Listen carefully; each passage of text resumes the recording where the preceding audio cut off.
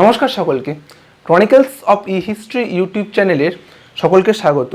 আজ গত ভিডিওতে আমরা ইতিহাসের ধারণার যে প্রথম ভাগ অর্থাৎ আধুনিক সামাজিক ইতিহাস চর্চার বৈচিত্র্য সেই ভাগটি সম্পূর্ণ করেছি এবং আজ আমরা ইতিহাস ধারণা অধ্যায়েরই দ্বিতীয় ভাগে যাব। তো সেই দ্বিতীয় ভাগটা কি না, আধুনিক ভারতে ইতিহাস চর্চা উপাদানের ব্যবহারের পদ্ধতি। অর্থাৎ আধুনিক ভারত যেটা অর্থাৎ ব্রিটিশ ভারত যেটা, সেখানে ইতিহাস চর্চার যে উপাদানগুলো অর্থাৎ তখনকার দিনের যে সমস্ত খতিয়ানগুলো, যে সমস্ত বর্ণনাগুলো যেগুলো আমরা পেয়ে থাকি সেগুলো তো আর মন গড়া নয়। তো সেগুলো আদতে পাওয়া যায় কোত্থেকে না, ইতিহাস চর্চার উপাদানগুলো সুযোগ্য ব্যবহার করে। কীরকম ব্যবহার আর কী বা সেই উপাদান না, ব্রিটিশ আমলে বেশ কিছু উপাদান যেমন বেশ কিছু লিখিত বিবরণী পাওয়া গেছে, বিশেষত লিখিত বিবরণীর উপরই এখানে এই অধ্যায়ে জোর দেওয়া হয়েছে। তো সেই লিখিত বিবরণীগুলো থেকে আমরা যে সমস্ত তথ্য পেয়েছি সেই তথ্য দিয়ে কিন্তু আমাদের আধুনিক ভারতের ইতিহাসকে সমৃদ্ধ এবং সুসজ্জিত করা হয়েছে। তো প্রথমত আমাদের জেনে নিতে হবে যে আমাদের এই অধ্যায়ে ঠিক কতগুলো আধুনিক ইতিহাস চর্চার উপাদানের কথা বলা আছে। তো সেই উপাদানগুলো জেনে নেওয়ার আগে আমরা জেনে নেব যে তাদের ভাগ কী কী। তো জেনে নিই যে আধুনিক ভারতের ইতিহাস চর্চার উপাদানের মূলত ঠিক কোন কোন বিষয়গুলোর উপর গুরুত্ব আরোপ করা হয়েছে। প্রথমত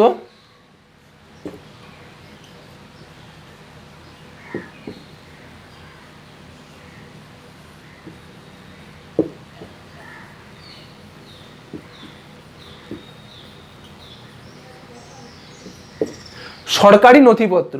সরকারি নথিপত্র কি না, তখন ব্রিটিশ ইস্ট ইন্ডিয়া কোম্পানি থেকে শুরু করে ভারতে সনদ আইনের পর ভারতবর্ষে যে ব্রিটিশ সরাসরি বা ব্রিটিশ প্রত্যক্ষ সাম্রাজ্য গঠিত হয়েছিল, সেই সাম্রাজ্য চলাকালীন সেই সময়ের বেশ কিছু নথিপত্র পাওয়া গেছে যেখানে সেই সময়ের সামাজিক অবস্থা, রাজনৈতিক অবস্থা খুব সুন্দরভাবে ব্যাখ্যা পাওয়া গেছে। তো সেই সরকারি নথিপত্র আমাদের জন্য কিন্তু ভীষণভাবে গুরুত্বপূর্ণ। দ্বিতীয়,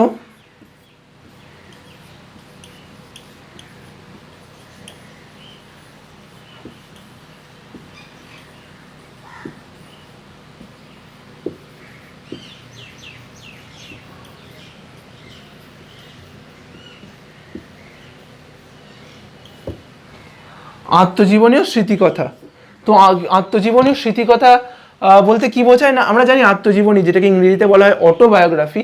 তো সেটা হলো যে যখন কোনো মানুষ তার নিজের জীবনকে লিখনের মাধ্যমে বর্ণনা করেন তাকে বলা হয় আত্মজীবনী।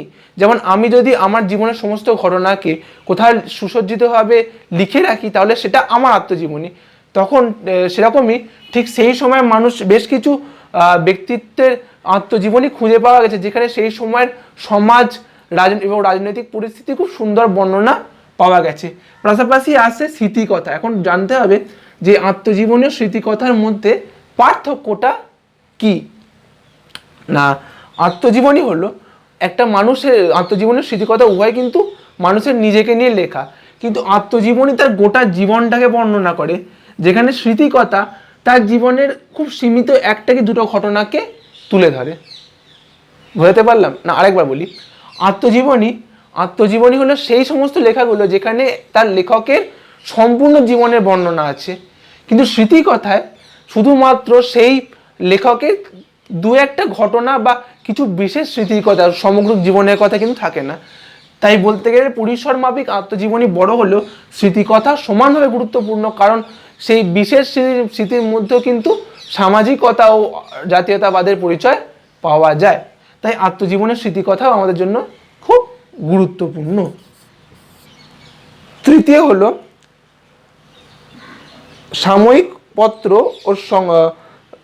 সাময়িক ও সংবাদপত্র। যদিও সেটাকে আমাদের চতুর্থে ভাগ করাটাই সব থেকে ভালো, তার আগে জেনে নেওয়া উচিত 3 নম্বরটা আসলে হলো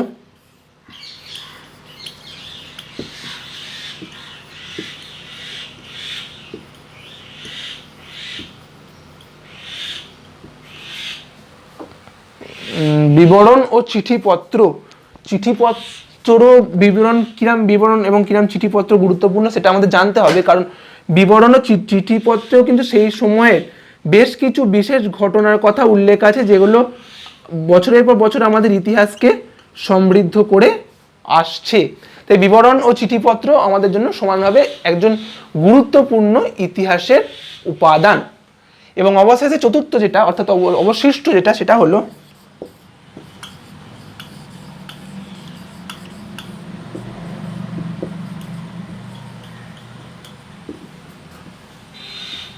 সাময়িক পত্র ও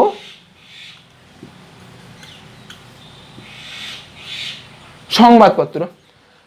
তো সাময়িক পত্র সংবাদপত্র সেই সময় খুব গুরুত্বপূর্ণ একটি ইতিহাস চর্চার উপাদান এই কারণে, কারণ সংবাদপত্রে প্রতিদিনের বা প্রতি সপ্তাহের সংবাদ কিন্তু প্রকাশ হতো। তাই সেই সংবাদপত্র থেকে খুব সহজেই আমরা ইতিহাসের বেশ কিছু তথ্য সংগ্রহ করতে পারি। তো এই গেল ইতিহাসের আধুনিক ইতিহাস চর্চার 4টি মূল উপাদান। এই ভিডিওতে আমরা প্রথম দুটি নিয়ে আলোচনা করব এবং এর পরবর্তী অর্থাৎ এই বিষয়ের পার্ট 2-তে আমরা এই দুটো বিষয় আলোচনা করব। তো শুরু করা যাক আজকের প্রথম আলোচনা, সরকারি নথিপত্র।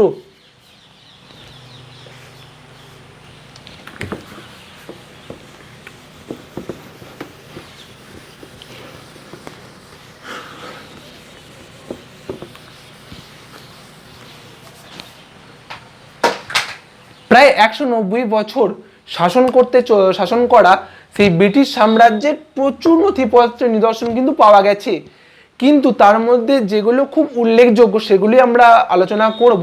যেমন 1 নম্বর হলো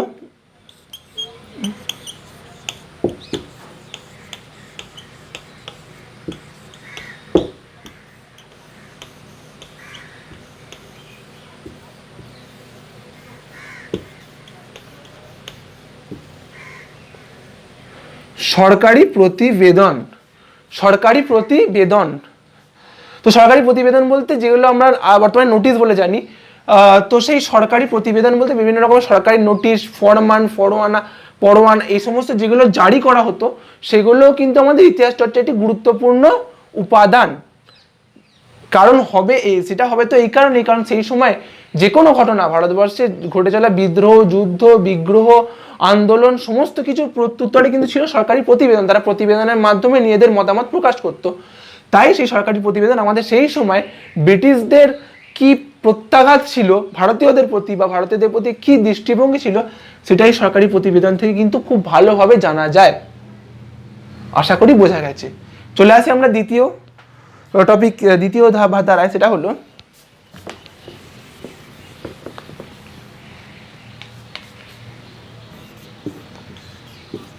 ইউরোপীয় বাণিজ্য কুটির কাগজপত্র।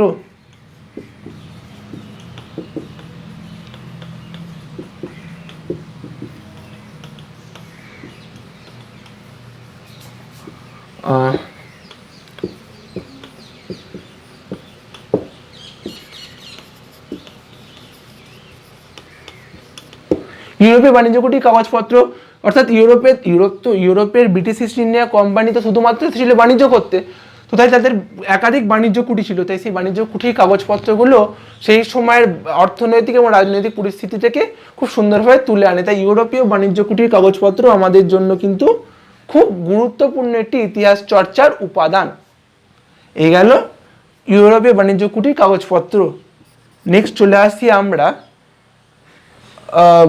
বেসরকারি চিঠিপত্র।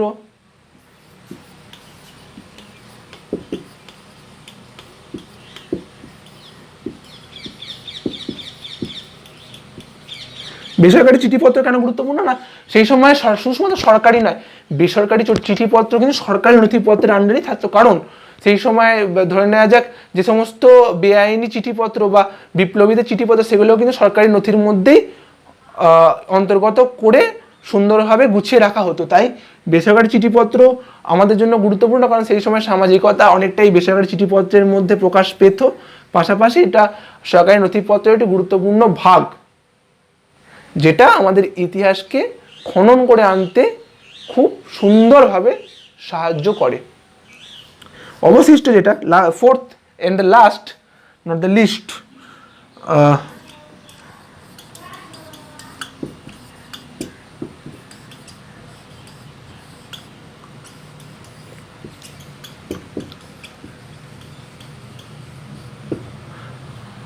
গোয়েন্দা রিপোর্ট। গোয়েন্দা রিপোর্ট কেন গুরুত্বপূর্ণ না, সেই সময় গোয়েন্দার যে রিপোর্টটা বা যে কোনো বিভিন্ন কমিশনের রিপোর্ট আমরা ধরে নিতে পারি এখানে, যে কমিশনের রিপোর্টটা তারা তো প্রকৃতপক্ষে অনুসন্ধান করতো যে ভারতবর্ষের সামাজিকতা, রাজনৈতিক সংস্কৃতি ঠিক কোন পর্যায়ে আছে। তাই তাদের রিপোর্টেও কিন্তু আমাদের ভারতবর্ষ, আধুনিক ভারতের খুব সুন্দর চিত্র প্রকাশ পেয়েছে। যেমন হান্টার কমিশনের রিপোর্ট, যার ফলে ভারতবর্ষে আধুনিক শিক্ষার অগ্রগতি লক্ষ্য করা যায়। পাশাপাশি সিটিজেন কমিশন রিপোর্ট, বিভিন্ন ধরনের গোয়েন্দা কমিটি রিপোর্ট, যেগুলো ভারতবর্ষে বিপ্লবীদের খোঁজ খবর এনে দিত, সেগুলো আমাদের ইতিহাসকে কমপ্লিট কনস্ট্রাক্ট অর্থাৎ সুন্দরভাবে গড়ে তুলতে সহায়তা করে। So that's the fourth and the last point. তো এখানে গিয়ে শেষ হলো আমাদের সরকারি প্রতিবেদন। এখান থেকে প্রশ্ন আসতে পারে এটাই যে সরকারি প্রতিবেদনের গুরুত্ব আধুনিক ভারতবর্ষের ইতিহাসের উপাদান হিসেবে। তো সেই ক্ষেত্রে চারটের বর্ণনা অল্প করে দিয়ে দেবে, পাশাপাশি বলবে যে সরকারি নথিপত্র এই জন্যই গুরুত্বপূর্ণ কারণ সরকারি নথিপত্রে সেই সময়ের সামাজিক ও রাজনৈতিক অনেক তথ্য প্রকাশ করা হতো, যেগুলো পুনরুদ্ধারের ফলে আমরা সেই তথ্যগুলো সম্বন্ধে সচেতন হতে পারি। তো এই গেল প্রথম ভাগ। আমরা চলে যাবো দ্বিতীয় ভাগে, যেটা হলো, আগেও বলেছি আবারও বলছি,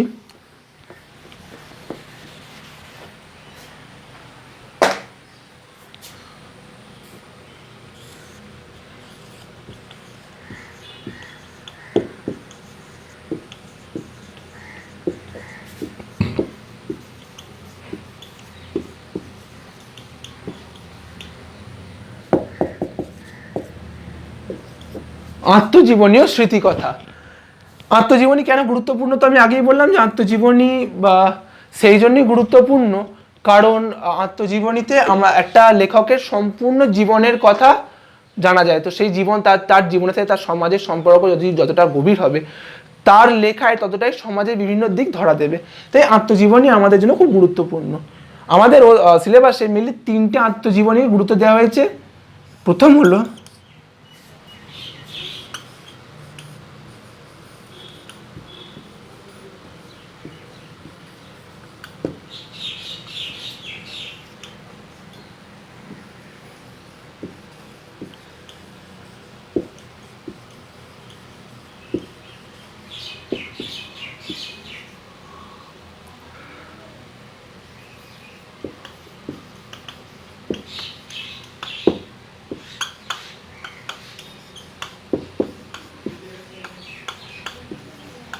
তো 70 বৎসর কার লেখা? বিপিনচন্দ্র পালের লেখা।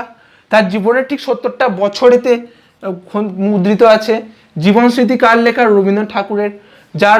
রবীন্দ্রনাথ ঠাকুরের যাবতীয় সমস্ত সাহিত্যকর্ম থেকে শুরু করে তার সাথে সমাজের সংযোগ সমস্ত কিছু বর্ণনা রয়েছে জীবন স্মৃতিতে। এবং জীবনের ঝরাপাতা যেটা থার্ড, সেটা হচ্ছে সরলা দেবী চৌধুরানীর লেখা। তো এই চারটে থেকে 4 নম্বরের প্রশ্ন কিন্তু এসে থাকে এবং এই চারটে খুব ইম্পর্টেন্ট টপিক এই চ্যাপ্টারের, কারণ এখান থেকে প্রশ্ন কিন্তু আসে। তো 70 বছর জীবন স্মৃতি এবং জীবনের ছড়া পাতা, এতে 4 নম্বরের প্রশ্ন আসার সম্ভাবনাটা বেশি। তো এটা 4 নম্বরের কোয়েশ্চেনের অ্যান্সার হিসেবে আমি আমার পিপিটিতে পিপিটি না হোক ওয়ার্ডেও একটা আমি আপলোড করে রাখবো যদি আমার পক্ষে সম্ভব হয়।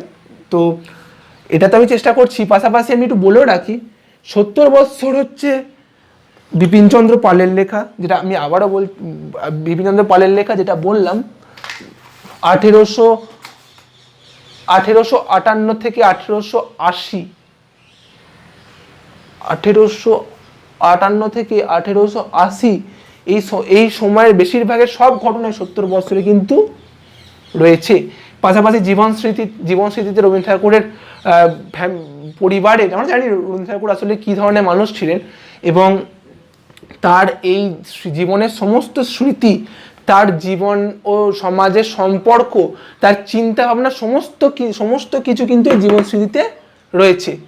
তারপরে আসে জীবনের ঝরাপাতা, যেখানে সরলা দেবী চৌধুরানী, যিনি রবীন্দ্রনাথ ঠাকুরেরই একজন আত্মীয় ছিলেন, তার লেখা জীবনের ঝরাপাতা। তিনি কীভাবে লক্ষ্মীর ভাণ্ডার প্রতিষ্ঠা করেন, তিনি বীরাষ্টমী ব্রত করেছিলেন, তিনি কীভাবে আমাদের জাতীয়তা বোধ এবং জাতিকে নিজের পায়ে দাঁড়িয়ে শক্ত হওয়ার নীতি দিয়ে গেছেন, তা এই জীবনের ছড়াপাতায় কিন্তু খুব স্পষ্ট। তো এই বিষয়গুলো আমাদের মনে রাখতে হবে। পাশাপাশি আত্মজীবনের স্মৃতিকথার যে পার্থক্যটা বললাম সেটা মনে রাখতে হবে। পাশাপাশি বেশ কিছু স্মৃতিকথার নাম আমি পিপিটি দিয়ে রাখবো, সেগুলো তোমরা দেখে নেবে for short question purpose only. তো এই গেল আত্মজীবনের স্মৃতিকথার ওভারঅল বিষয়টা। তো আজকের ভিডিও এখানেই সমাপ্ত করছি, কারণ পরবর্তী ভিডিওতে বাকি দুটো যে ইতিহাস চর্চার উপাদান আছে সেটা নিয়ে আলোচনা করব। তো তোমরা আজকের পড়ানোর যে কুইজটা সেটাও থাকবে তোমাদের ডেসক্রিপশন বক্সে, তোমরা গিয়ে অবশ্যই কুইজটা আগের দুটো ভিডিও যেমন খেলেছি তেমনই খেলবে। এবং পাশাপাশি পরবর্তী ভিডিওতে আমরা আলোচনা করব বাকি দুটো, অর্থাৎ চিঠিপত্র বিবরণী এবং সাময়িক পত্র সংবাদপত্রকে কীভাবে আমরা ইতিহাস চর্চার উপাদান হিসেবে ব্যবহার করছি সেই বিষয়ে। Till then, best of lakh.